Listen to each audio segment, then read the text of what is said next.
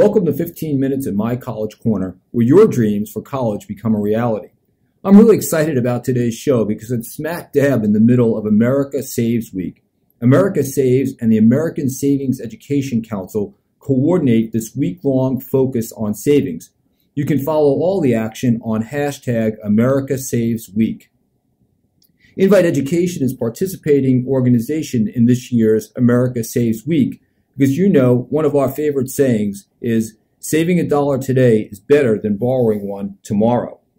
America Saves did a really interesting survey last year. They found that those who had a plan for savings with goals, that was about 55% of the people they surveyed, they were making more progress on their savings than the 23% who did not have a plan. And that may sound pretty intuitive and pretty simple, but it really shows what we've been talking about over a long period of time, and that is it's really important to have a plan. So what's your plan to save for college? I have the right guy to help you understand all of this. He's a professor, college administrator. He was the executive director of the Massachusetts Educational Financing Authority. That's where I met him first almost 20 years ago. He's the architect of MIFA's 529 college savings and plans, and also several other plans across the country.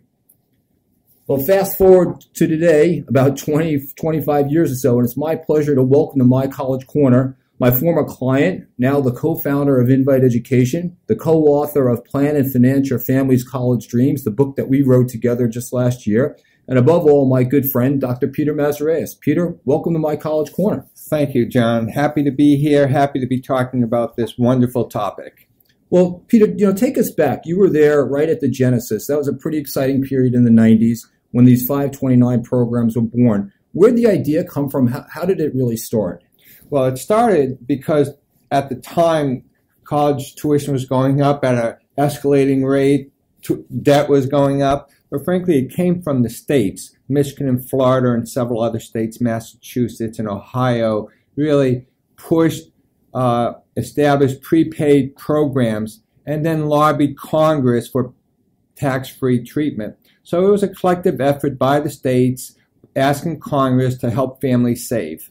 Well, it's interesting because the student loan programs also, they started in the states and the federal government came and got involved. But why do they call them 529 plans? It confuses some folks. And the reason they call them 529 plans is because of the IRS code section 529, and that's the section of the code that Congress passed. And that's why they're called 529 plans.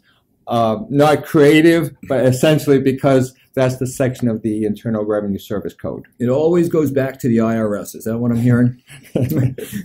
Well, you mentioned prepaid programs, Peter. Can you tell us the difference between the prepaid program and what I know are the savings programs, the 529 savings programs? Prepaid programs were the first generation of college savings program before, in fact, they were 529.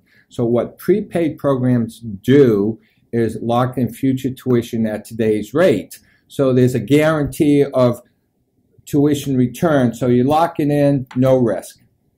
And several states have those programs. So Peter, if I want to send my student, let's say I'm a Boston University alumnus, and let's just say, for instance, that the tuition is $40,000, I could buy a certain amount of that tuition today at today's price and then use it when my child goes to school? Precisely. You could buy all 4 years, you could buy half a year, you could buy however many dollars you want through the U plan, which is the Massachusetts Educational Financing Authority. There are a variety of different prepaid programs across the country, and so the benefit of that, again, is locking in future tuition, no investment risk. Well, that's great. And then how does that compare then to those savings programs that we hear so much about?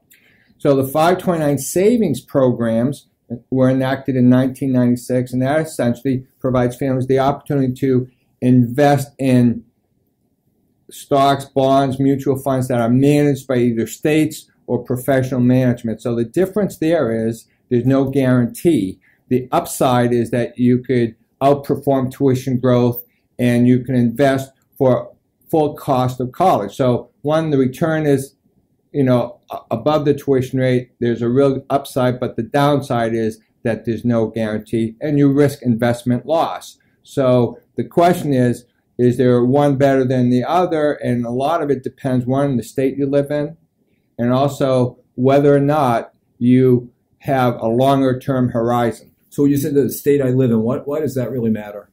Because most states offer prepaid tuition programs for their state institutions. There's only two that offer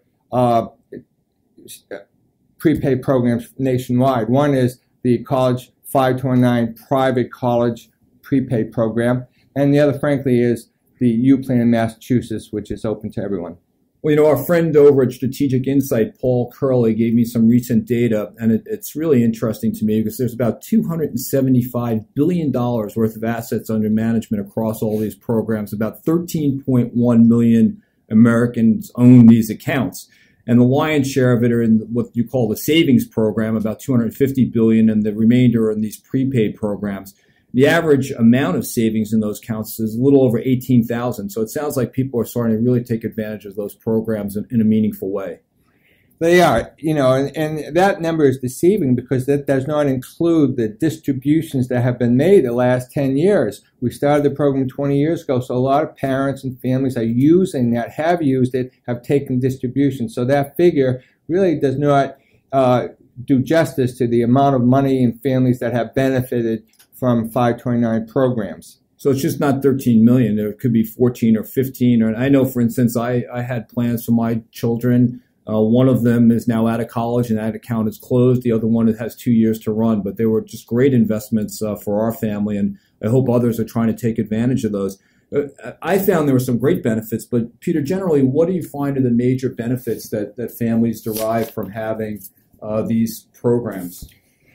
Well, there are many benefits. Most people just think of the benefit of saving, a systematic saving program like you talked about earlier. Those families that save systematically save more.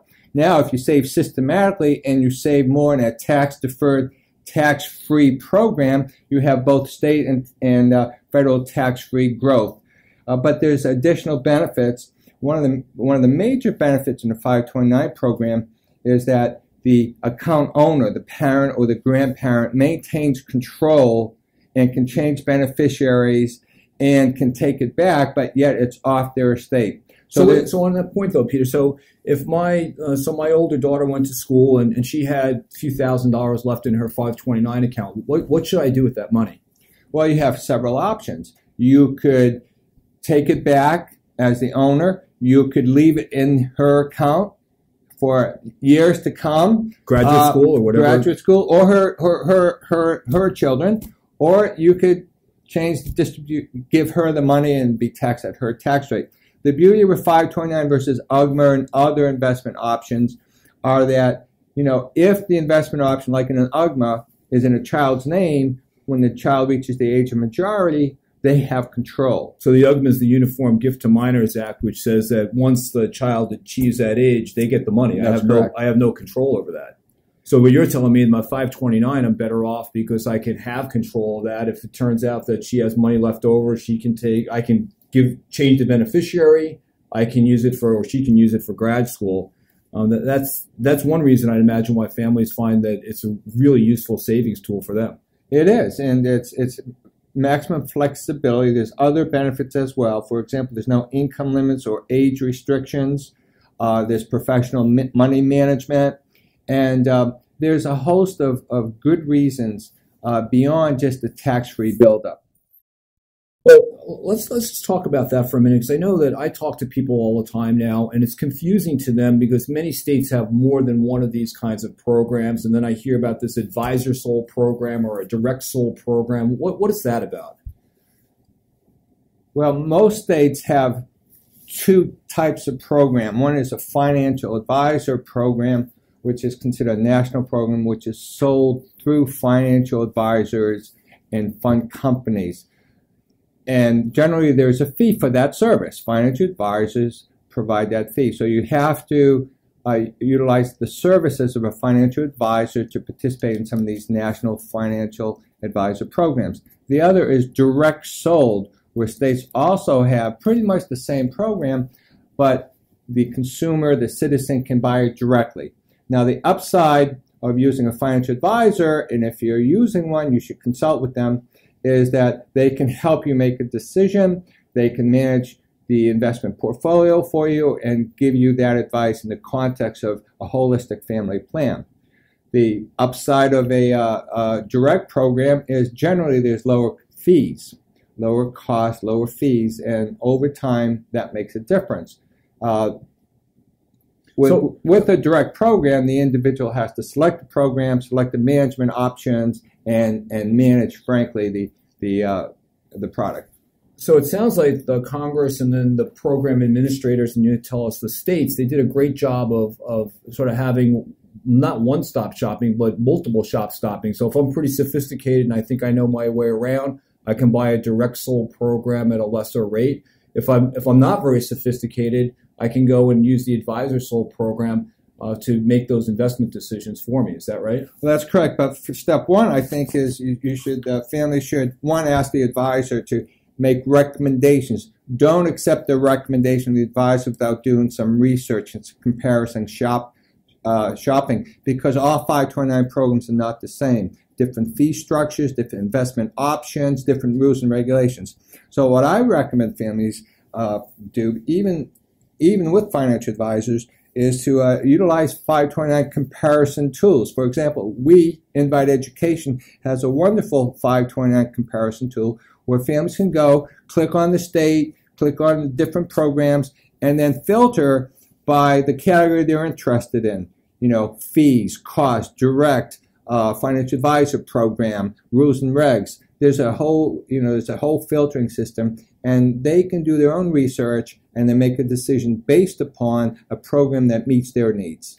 So there's a lot of flexibility there. And Peter, unfortunately, we're out of time already, but I just want to end by saying I noted that my wife and we had 529 plans for our girls, and I'm glad we did. And there's no question that those who want to plan and pay for college using these kinds of programs are really, really helpful. And frankly, on behalf of the 13 million other 529 account holders, thanks to you and your visionary colleagues for creating this great savings program for us. And thank you for being a guest here on My College Corner. Thank you, John. I just want to wrap up My College Corner today with one closing thought, and that is, and I think Peter said it the right way, that there's no one single savings program, no matter how good you think it might be, that's right for every single family. You want to be sure that you explore your options and do that during America Saves Week. It's a great opportunity to look at not only the 529 plans that are out there, but other savings plans that are really terrific for college. And some of these include the Coverdell savings accounts, the U.S. savings bond program, certificates of deposit. There are bank and credit union savings accounts that would work well, brokerage accounts. Whatever it is, I think the right answer is, let's start today. Have a plan. The data shows it. The anecdotes tell you this, and your common sense tells you start today, start putting some money away, and you'll be in great shape down the road. One last thought. In our book, Plan and Finance Your Family's College Dreams, Peter and I talk a lot more about these plans in detail and also offer some tips on how to create your own family's college savings plan. So I hope you enjoyed meeting Peter and spending a few minutes with me today in My College Corner. Please send your questions, your comments, your ideas for future shows to podcast@inviteeducation.com. And until next time, remember, saving $1 for college today is better than borrowing one tomorrow.